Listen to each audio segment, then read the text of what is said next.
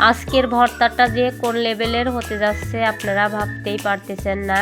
এটা গ্রাম থেকে আমার শাশুড়ির দেওয়া ভালোবাসা, পাঁচমিশালি শাক বলে থাকি। হ্যালো বন্ধুরা, আসসালামু আলাইকুম, welcome back to my channel. আপনারা সবাই কেমন আছেন? আশা করি যে যেখানে আছেন অনেক অনেক ভালো আছেন। আমি আলহামদুলিল্লাহ ভালো আছি। আজকে আমি আপনাদের মাঝে পাঁচমিশালি গ্রাম থেকে আনা শাক ভর্তা করে দেখাবো। মাশাআল্লাহ, শাক ভর্তাটা অসাধারণ ছিল। তবে আমার ভিডিওটি যে যেখান থেকে দেখছেন অবশ্যই ছোট্ট একটা লাইক দিয়ে ভিডিওটা ফুল কন্টিনিউ করে দিবেন। আমিও কিন্তু আপনাদের ভিডিও ফুল কন্টিনিউ করে দেই। তবে দেখতে পাচ্ছেন এখানে কিন্তু অনেক রকমের শাক রয়েছে, অফ ক্যামেরায় আমি বেছে নিয়েছি। আর এই শাকগুলো কিন্তু মাশাআল্লাহ কোনো প্রকার বিষ দেওয়া, সার দেওয়া না। এখন আমি এখানে নিয়েছি কাঁচামরিচ, শুকনা মরিচ আর পেঁয়াজ।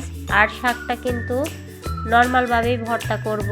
আর শাকগুলো অফ ক্যামেরা আমি অনেকবার করে ধুয়ে নিয়েছি। এখন চুলার উপর কড়াই বসিয়ে দিয়েছি, দিয়ে দিলাম শাকগুলো। এখন কাঁচামরিচ দিয়েছি, পরিমাণ মতো পানি দিয়েছি, দিলাম লবণ।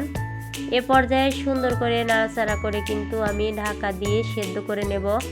তবে আমার ভিডিওটি যে যেখান থেকে দেখছেন, নতুন কোনো ভাই বোনেরা যদি আমার ভিডিওতে এসে থাকেন অবশ্যই লাইক কমেন্ট শেয়ার করবেন, আরেকটা সাবস্ক্রাইব করে পাশে থাকবেন। আর ফেসবুক থেকে দেখলে অবশ্যই ফলো দিয়ে সাপোর্ট করবেন।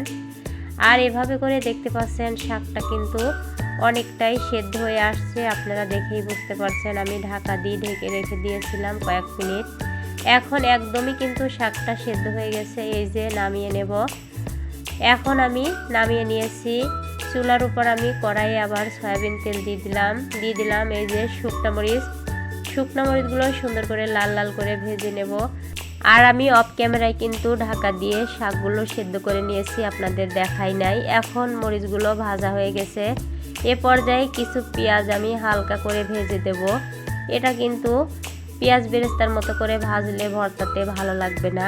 এই যে হালকা করে ভাজা হয়ে গেছে, এখন আমি পেঁয়াজটা উঠে নেব। আর এই ভর্তাটা যে কতটা লোভনীয় হয়েছিল, দুপুরবেলা গরম ভাতের সাথে কিন্তু মাছ, মাংস, ডিম যাই হোক ফেলে এই শাক ভর্তা দিয়ে প্লেটের পর প্লেট ভাত খেতে বাধ্য হবেন। এখন দেখতে পাচ্ছেন সব কিছু প্লেটে আমি উঠে নিয়েছি। এ পর্যায়ে আমি পরিমাণ মতো লবণ দিয়ে শুকনো মরিচগুলো সুন্দর করে চটকে মেখে নিচ্ছি। আর শুকনো মরিচটা আমি একটু বেশি করে ভেজে নিয়েছি, আলু ভর্তা করব অফ ক্যামেরায়। শুকনো মরিচ রেখে দিলাম অল্প একটু। এখন আমি কাঁচা মরিচগুলোও সুন্দর করে চটকে নিলাম।